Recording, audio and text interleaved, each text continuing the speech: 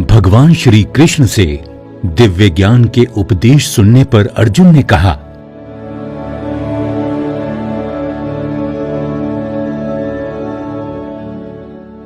हे कृष्ण, पहले आप मुझसे कर्म त्यागने के लिए कहते हैं और फिर भक्ति पूर्वक कर्म करने का आदेश देते हैं।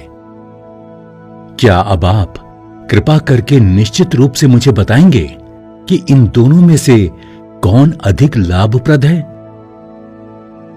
कृष्ण ने उत्तर दिया, मुक्ति के लिए तो कर्म का परित्याग तथा भक्तिमय कर्म अर्थात कर्मयोग दोनों ही उत्तम हैं, किंतु इन दोनों में से परित्याग से भक्ति युक्त कर्म श्रेष्ठ है।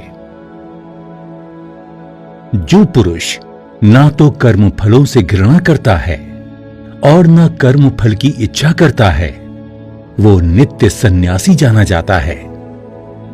हे महाबाहु अर्जुन, ऐसा मनुष्य समस्त द्वंद्वों से रहित होकर भवबंधन को पार कर पूर्णतया मुक्त हो जाता है। अज्ञानी ही भक्ति अर्थात कर्मयोग को भौतिक जगत के विश्लेषणात्मक अध्ययन से भिन्न कहते हैं। जो वस्तुतः ज्ञानी हैं, वे कहते हैं कि जो इनमें से किसी एक मार्ग का भली भांति अनुसरण करता है, वो दोनों के फल प्राप्त कर लेता है।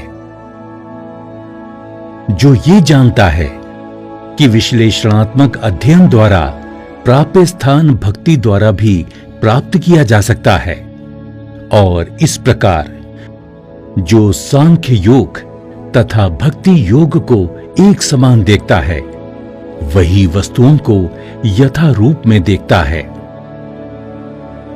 भक्ति में लगे बिना केवल समस्त कर्मों का परित्याग करने से कोई सुखी नहीं बन सकता, परंतु भक्ति में लगा हुआ विचारवान व्यक्ति शीघ्र ही परमेश्वर को प्राप्त कर लेता है। जो भक्ति भाव से कर्म करता है, जो विशुद्ध आत्मा है और अपने मन तथा इंद्रियों को वश में रखता है, वो सबों को प्रिय होता है और सभी लोग उसे प्रिय होते हैं। ऐसा व्यक्ति कर्म करता हुआ भी कभी नहीं बंधता।